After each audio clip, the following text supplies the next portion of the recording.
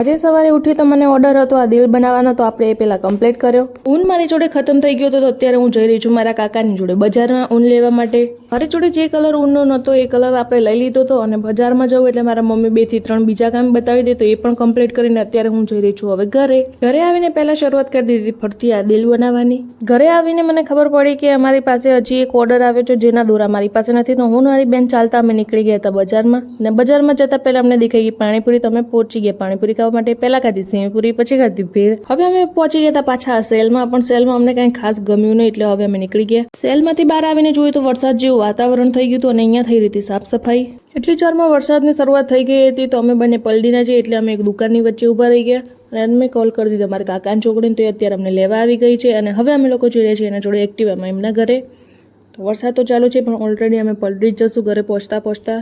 કાકાના ઘરે જઈને અમે પહેલા સુકાવી લીધા હતા વાળ, અને હવે વાળ સુકાવતા બીજું આપણે કરી દીધું હતું શરૂઆત પત્તા રમવાની. અને સાતમ આઠમની તો વાર છે, પણ પત્તા તો અમારે દર વખતેના છે કે જ્યારે ભેગા થઈએ ત્યારે પત્તા રમવાના. વરસાદ બંધ થઈ ગયો તો વિચાર હતો કે બજારમાં જઈને કામ પતાવતા આવીએ. પત્તા રમતા હારવાની તૈયારી હતી, તો પત્તા બંધ કરાવીને પહેલા કીધું ચલો હવે બજારમાં જઈએ, હારી જઈએ એના કરતાં બજારમાં જતું રહેવું સારું.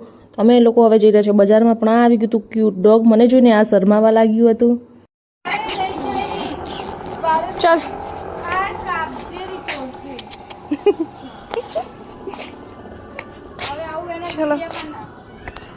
ચલો, હું ને મારી 2 બહેનો અમે 3 એક્ટિવા લઈને નીકળી ગઈ છે બજારમાં શોપિંગ કરવા માટે. મારી બેને આગળ દુપટ્ટો લઈને મોટું બાંધ્યું હતું, એને જોઈને મને પણ એવું લાગ્યું મારે પણ બાંધવાની જરૂર હતી. અમારા ખેરાલુના રસ્તા મસ્ત ખાડા ખાબોચિયાવાળા, અને એનામાં મારી બેન એક્ટિવા ચલાવતી હતી. ક્યાંક પડી જઈએ તો ઓળખીતું જોઈ જાય હશે, બીજા લોકો હશે, એના કરતાં મોટું બાંધ્યું ના ઓળખે સારું. અમારા ગામમાં એક જ દુકાન હતી જ્યાં આગળ અમને આ દોરા મળે છે, તો આપણે પહોંચી ગયા દોરા લેવા માટે. હવે અમે લોકો પહોંચી ગયા હતા અમારા ગામના લખન મોલમાં. ત્યાં આગળ અમારે લેવું હતું નાના બેબીનું થોડું ઘણું સામાન, તો આપણે જશું પહેલા. ત્યાંથી અમે પછી પહોંચી ગયા હતા ફેસ વોશ લેવા માટે મેડિકલમાં. તો મારો ફેસ વોશ પણ મળી ગયો, અને અમે લોકો હવે જઈ રહ્યા છીએ મસ્ત ખાડા ખાબોચિયાવાળા રસ્તાથી અમે ઘરે. 15મી ઓગસ્ટ હતી એના કારણે અમુક જગ્યાએ આવું કર્યું હતું ડેકોરેશન લાઇટોથી. કાકાના ઘરે જઈ થોડું ઘણું સામાન ત્યાં મૂકી, અને હવે અમે લોકો જઈ રહ્યા છીએ અમારા ઘરે. મારી બેન અમને મૂકવા આવી રહી છે.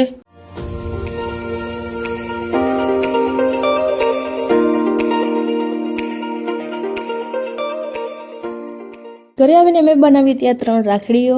ઘરે જમવાનું બનાવ્યું હતું પુલાવ, કઢી અને દહીંનું રાયતું.